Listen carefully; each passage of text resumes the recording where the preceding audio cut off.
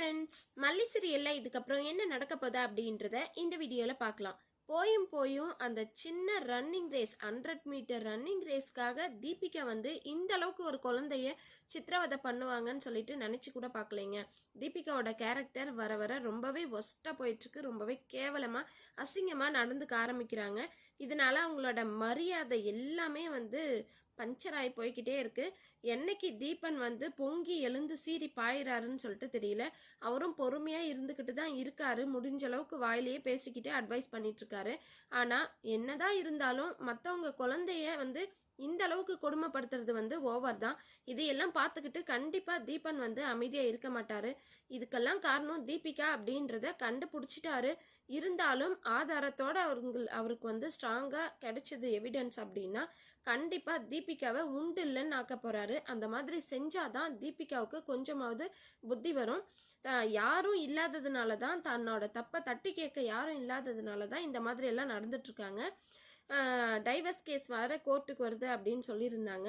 விஜய் அதாவது தீபன் கண்டிப்பா டைவர்ஸ்க்கு மறுப்பு தான் தெரிவிக்கணும். இந்த தீபிகாவை கூடவே இருந்துட்டு திருத்துற மாதிரியான சீன்ல வந்து வர மாதிரி ரூட் போச்சு அப்படின்னா ரொம்பவே சூப்பரா இருக்கும். சரிங்க, இப்போ வந்து பாத்தீங்கன்னா தீபிகா ஐஷு வின் பண்ணணும், அந்த 100 மீட்டர் ரேஸ்ல வந்து வின் பண்ணணுன்றதுக்காக அதாவது ராஜி ஆல்ரெடி இன்ஃபார்ம் பண்ணிட்டாங்க.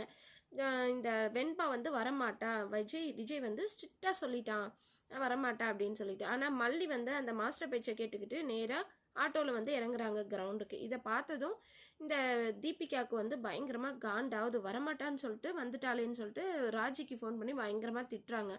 உடனே பிளான் பண்ணுறாங்க எப்படியாவது போக வைக்கணும் அப்படின்னு சொல்லிட்டு, கிரவுண்டை விட்டு போக வைக்கணுன்றதுக்காக.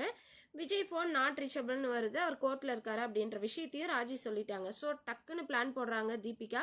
அவங்க போலீஸாக இருந்து மூளையை யூஸ் பண்ணுறதை விட கிரிமினலாக இருந்து மூளையை அதிகமாகவே யூஸ் பண்ணுறாங்க. ஆனால் இதெல்லாம் நல்லதுக்கு இல்லை. ஸோ இப்போ வந்து பார்த்தீங்கன்னா உடனே விஜய் ஃபோன் நாட் ரீச்சபிள்னு வருது. விஜய்க்கு வந்து ஆக்சிடென்ட் அப்படின்னு சொல்லிட்டு ஒரு ரவுடி மூலயமா மல்லிக்கு வந்து ஃபோன் பண்ண வச்சு அந்த கிரவுண்டை விட்டு வெண்பாவும் மல்லியும் கிளம்பி போகிறாங்க அவசரமாக. எதிர்க்க நம்ம தீபன் வந்து என்னாச்சு ஏதாச்சு, எதுக்கு இவ்வளோ சீக்கிரமாக ஸ்பீடாக போகிறீங்க அப்படின்னு கேட்கவே விஜய்க்கு ஆக்சிடென்ட் ஆயிடுச்சுன்னு, சரி நீங்கள் எப்படி போகிறீங்கன்னதும் ஆட்டோவில் தான் போகணும் அப்படின்றாங்க. சரி நானே கூட்டிகிட்டு போகிறேன் வாங்கன்னு சொல்லிட்டு கூட்டிகிட்டு போகிறாரு. அங்கே போகிற இடத்துல 2 ரவுடிங்க வண்டியால் தீபனோட காரை இடிக்கிற மாதிரியும் தீபனை வந்து வேணும்ட்டே வம்புக்கு இழுத்து அங்கே பிரச்சனை நடந்து அந்த கேப்பில் வெண்பா வந்து காரை விட்டு வெளியே இறங்குனதும் இன்னொரு 2 ரவுடிங்க வந்து வெண்பாவை கடத்திட்டு போயிடுறாங்க. இது அந்த பிரச்சனை முடிஞ்சதுக்கு அப்புறம் தான் மல்லிக்கும் தீபனுக்கும் தெரியுது. ஸோ அங்கேருந்து எதேச்சியா ஒருத்தர் மேலே இருந்து பிரச்சனை நடக்குதுன்னு சொல்லிட்டு ஃபோனில் வீடியோ எடுத்துகிட்டு இருந்திருக்காரு. அவர் கீழே வந்து பார்த்து சொல்லும் போது தான் தெரியுது இந்த மாதிரி உங்கள் பொண்ணை தூக்கிட்டு போயிட்டாங்க அப்படின்ட்டு. ஸோ அந்த வீடியோவில் வந்து காரோட நம்பர் இருக்கு, அந்த நம்பரை வச்சு கண்ட்ரோல் ரூமுக்கு சொல்கிறாங்க. இன்னொரு பக்கம் போலீஸ் ஸ்டேஷனுக்கும் போகிறாங்க. அழுதுகிட்டே போயிட்டு என்னோட பொண்ணை கடத்திட்டாங்க அப்படின்னு சொல்கிறாங்க. இன்ஸ்பெக்டர் கேட்குறாரு, அழாமல் சொல்லுங்கம்மா பொறுமையா, என்னாச்சு ஏதாச்சுன்னு கேட்கவே இந்த மாதிரி தான்றாங்க. இன்னொரு பக்கம் வீட்டுக்கு வந்து நம்ம மல்லி தீபன் கிட்ட சொல்கிறாங்க, என் ஃபோனில் இருக்கிற ஆப் மூலயமா வெண்பா எங்கே இருக்கிறா அப்படின்றத தெரிஞ்சுக்கலாம் அப்படின்னு சொல்லிட்டு. ஸோ அது மூலயமா தெரிஞ்சு வெண்பாவை வந்து போலீஸ்க்கு இன்ஃபார்ம் பண்ணுறாரு தீபன். ஸோ இந்த ஆப் மூலயமா வெண்பா எங்கே இருக்கிறான்னு சொல்லிட்டு உடனே அந்த இன்ஃபர்மேஷன் கொடுத்ததும் சீக்கிரமாகவே உங்கள் பொண்ணை வந்து உங்கள் குழந்தைய காப்பாற்றிடலாம் அப்படின்னு போலீஸ் சொல்கிறாங்க. உடனே தீபிகா வந்து 2 மணி நேரம் கழித்து ரிலீஸ் பண்ணிடுற மாதிரி தான் இப்போ பிளானே வெண்பாவை. என்ன அந்த ரன்னிங் ரேஸில் ஐஷு ஜெயிக்கணும், ஒரு 2 ஹவர்ஸ் கழித்து அவங்களே விட்டுற மாதிரி.